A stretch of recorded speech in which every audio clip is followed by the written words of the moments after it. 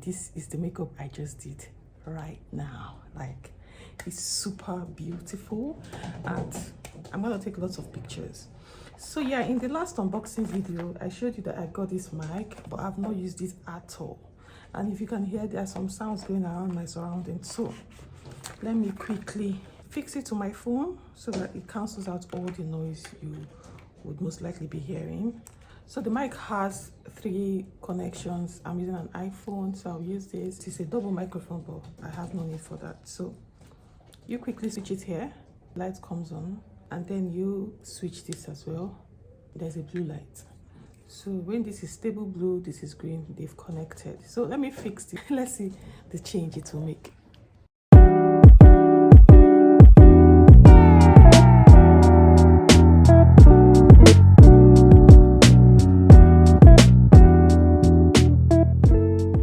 Hi everyone, welcome back to my channel. My name is Uzoma. I'm a YouTuber based in Lagos, Nigeria. You can call me Yuzy, you can call me Oma, you can call me Uzoma. Okay, you guys, thank you for the love on the last video where I launched my product and where I did like an unboxing video, right?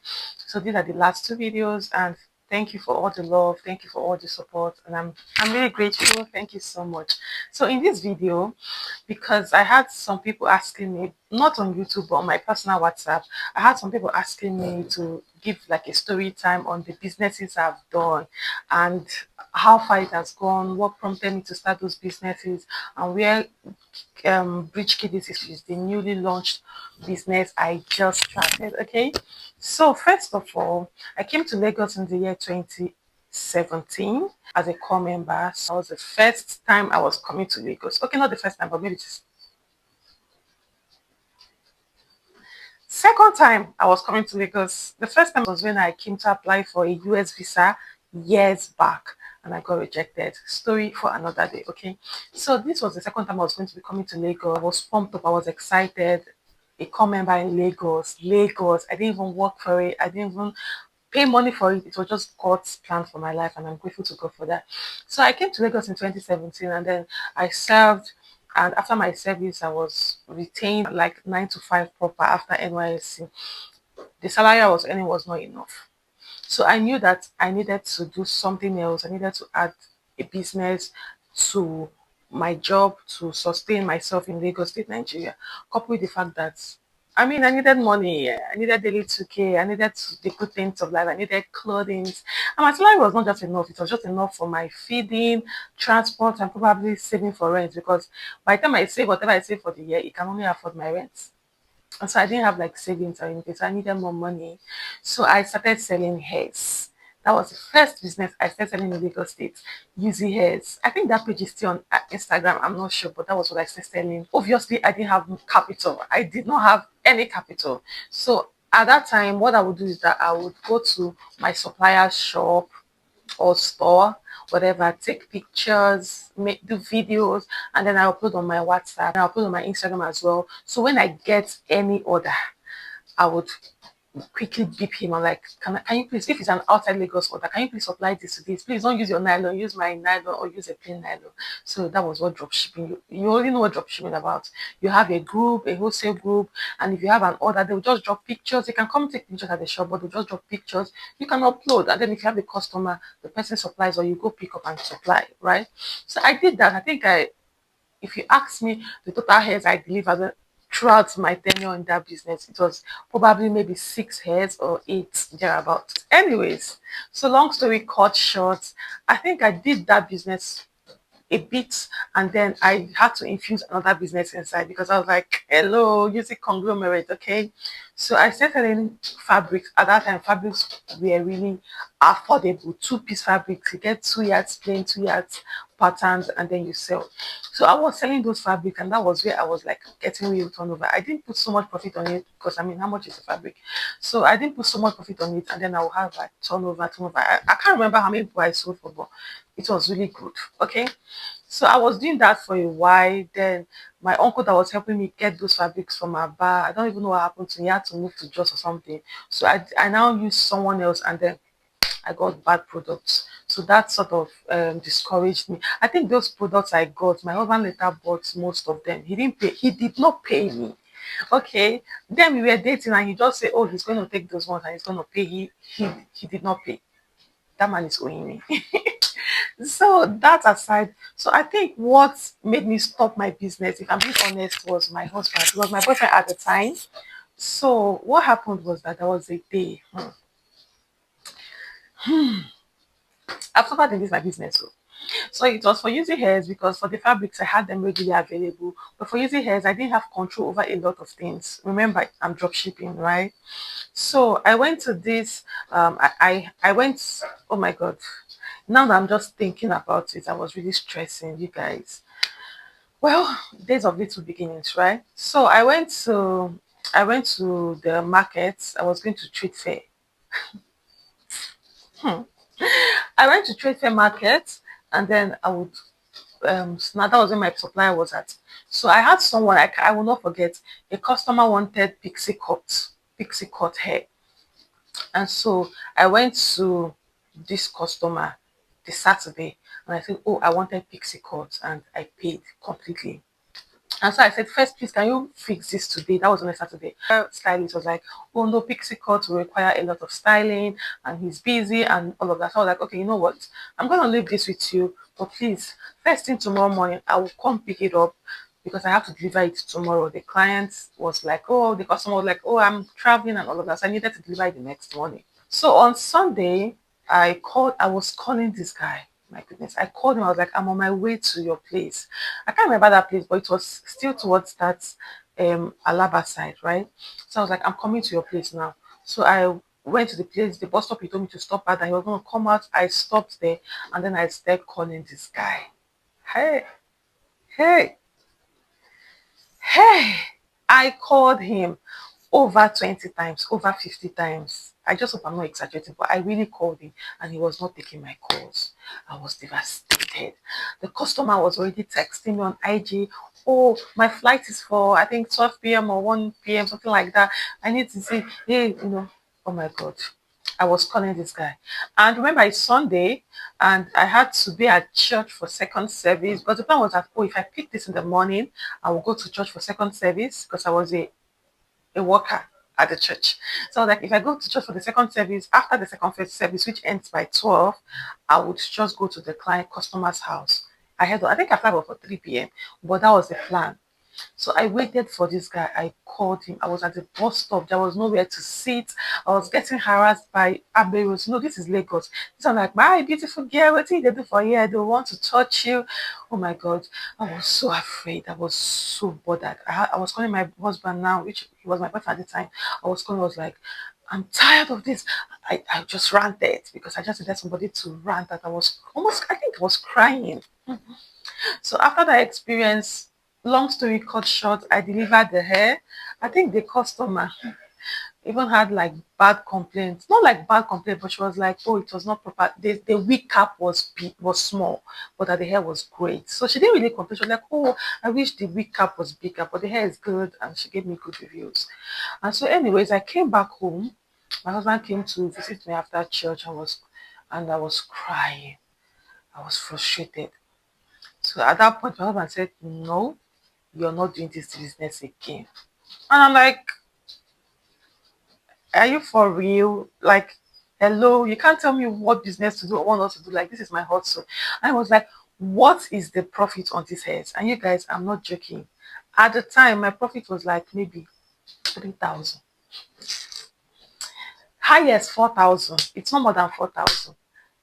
Or sometimes 2,000.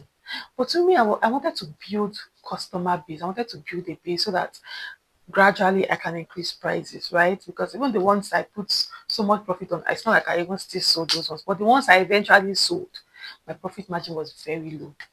Mama was like, you can't be putting yourself in so much danger. You fly bike from Maryland. Okay, I will take a bus to my two, and then from my two, I will take a bike. Mama was like, you can't go through all of that stress because of 2,000 naira again. Okay, so and I'm like, yeah, I just want to build my base.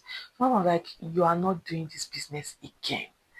So in my mind, I'm like, no, like this 2,000 is like drops in the ocean to still build up. Before you know it, I will now put enough profit. I'm like, no, It's dangerous. You're stressing, you're frustrated, your pressure will be going high, up and down. No. You know what? In fact, he made me so many promises. He said, I am going to be giving you, how much do you need per month? 10,000? I'll give you 10,000 per month. That's how my husband promised me everything he promised me, oh, which none of them he fulfilled. But at that point, I just thought about it and coupled with wedding plans. At that point, we were planning our wedding. So it was like 10 million things happening in my life at the same time. So I had to choose my struggle and I stopped that business. So for the fabrics, like I said, I got a bad deal for the fabrics and I stopped it. Eventually, while I was doing the fabrics, you guys, story for days. While I was doing the fabrics, I was like, in my head, what's the strategy? I said, because this fabrics market was oversaturated at the time. So I was like, what am I going to do to stand out? So I opened a page that promotes African tradition, right? African tradition. So I would just, when there were any, if a celebrity wears whatever, weddings, I would just, paparazzi kind of thing. I was just uploading photos, and that page was growing. As I'm speaking to you now, that page is 49 point something thousand followers. It was 52 point something followers when I stopped. But now, of course, people that realize that it's no longer active had to deactivate or had to unfollow me, right? So I was doing that and I was using style to promote my business, which is like the fabrics business. You guys, I'm giving you strategy. So I was using that to promote my fabric business. I think for that fabrics, I got a major sale. One celebrity, she was not a big page at the time, but she had like 20,000 followers. But now she has over 200,000 followers. She sells clothes. So after a while, like I just got overwhelmed. I just said, you know what, let me pause a bit and then let me go back later. And as I speak to you, I never went back to those businesses, right? Among the hairs business and the fabrics business, if there's a business I would ever go back to, it's going to be the fabrics business. Because you guys, since I was a child, okay, I've always known that I'm going to own a clothing brand. I don't know how, I don't have the vision yet. Like, God has not revealed how it's going to work, but it's something that I've carried on from when I was a child. That I'm going to own a textile clothing company. If you check my Facebook, when I opened my Facebook, maybe I was in SS2 or 3 or whatever. When I opened my Facebook, I put owner using textiles and clothing far back then when I opened Facebook. And that's because of the vision I had in my, like I've been carrying since I was a child. So that fabrics business is still there.